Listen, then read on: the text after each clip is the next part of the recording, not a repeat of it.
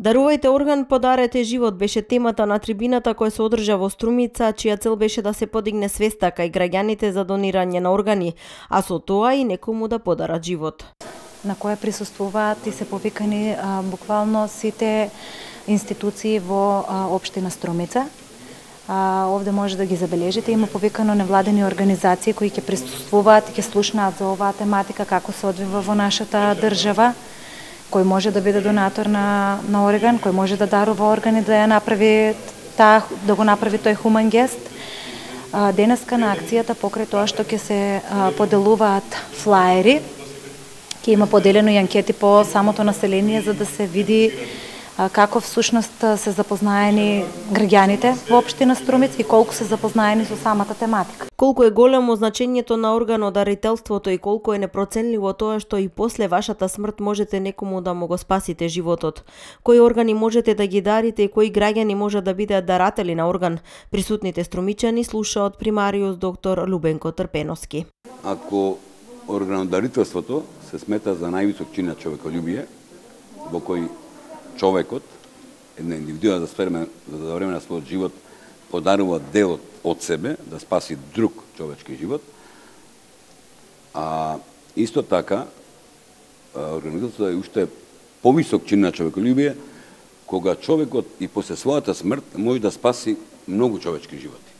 Што тоа значи? Овај чин на највисоко ниво на човеколюбие се поврзува со трансплантација или пресадување на органи. Според лекарите, бубрегот е орган кој најмногу се трансплантира. Откажувањето на одреден орган на човечкиот организам е актуелно тогаш кога ќе се случи тоа кај своите најблиски. И тоа станува актуелно и тоа целото семејство го фаќа панина што да се направи, или дали има лек или нема лек и така натака. За жал, откажувањето на одредени органи како срцето, како бубрезите, како белите дробови, како црниот дроб, нема друг лек освен пресадување на црн дроб, на бубрек, на бел дроб, на панкреас, на срце и така натаму. Тоа значи дека сите ние сме потенцијални дарители на органи доколку починеме.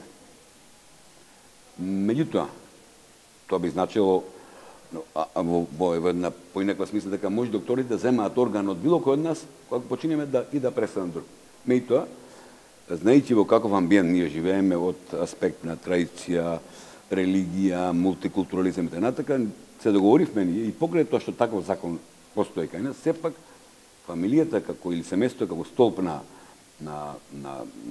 микро системот кај нас, да сепак тоа има одреден најголем респект и сепак без негова согласност да не се почне со одземање на органи и пресадување на друг. Во Македонија првата трансплантација е направена во 1977 година на урологија.